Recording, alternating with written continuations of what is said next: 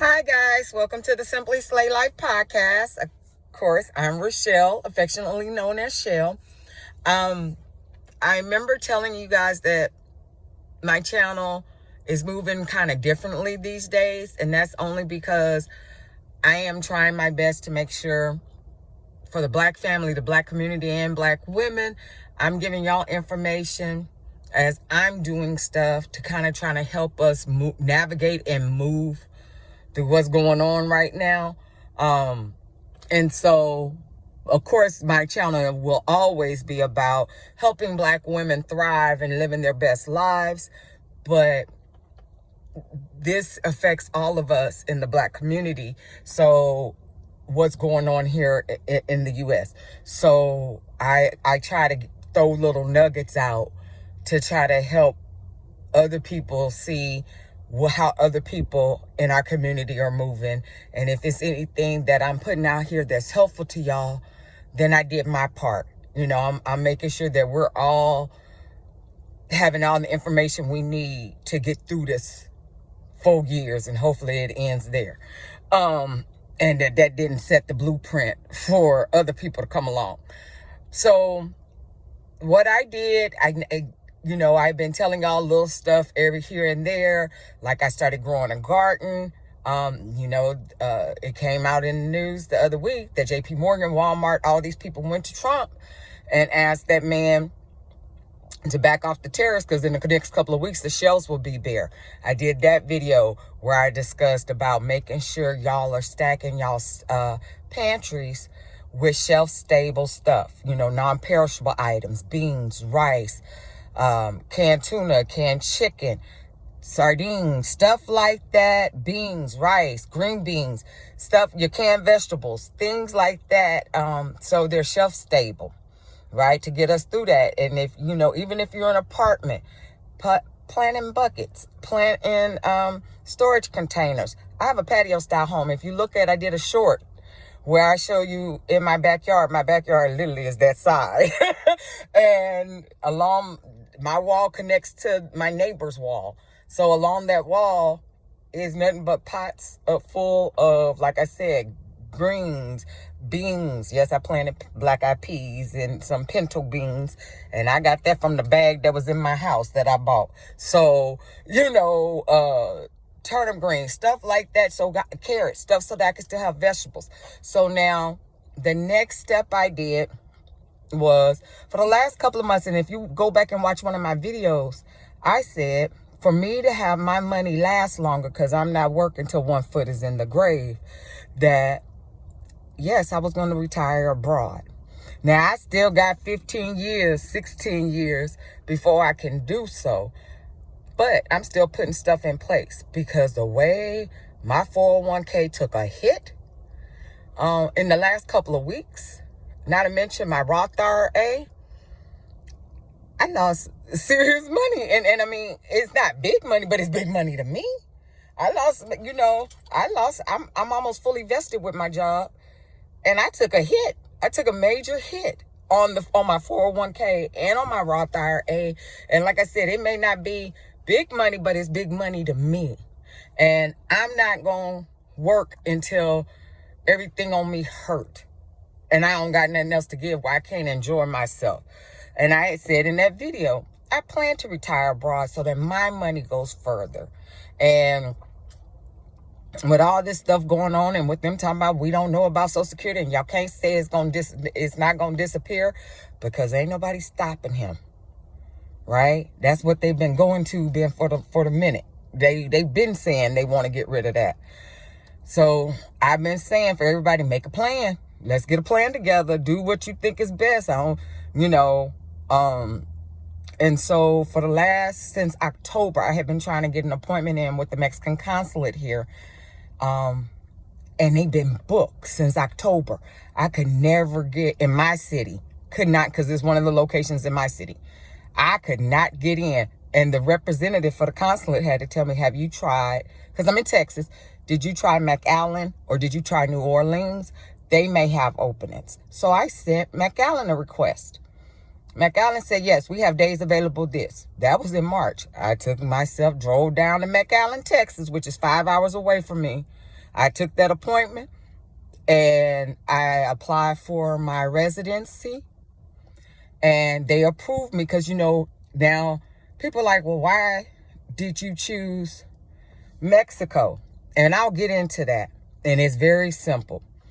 And give me a minute so I can finish my story though. But I'll get into it with y'all in just a minute.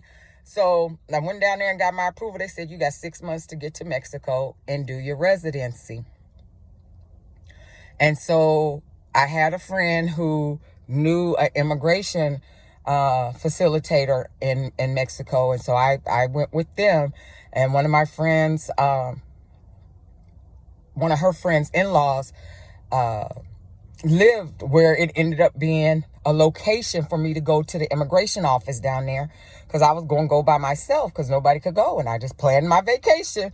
And they was like, oh, well, let me call my friend's in-laws. And my friend called her friend's in-laws, and they put me up for the week, and I stayed with them, and they took me all around. I went to Querétaro, Mexico to get this done, and they took me all around. They picked me up from the airport. I stayed with their family.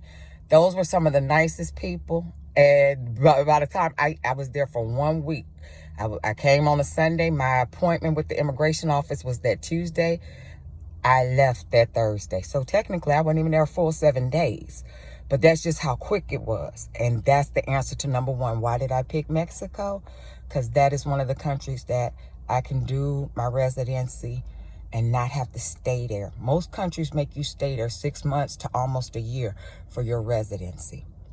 I did what I had to do, and I brought my behind back to Texas because I still got to work, right? They let me have, the second reason is I got residency in Mexico based on my income status, my financial solvency that shows that I could take care of myself. Again, I got 16 years before I can retire. And that's if, I do the 62 and then I hold off to 67 and a half, right? So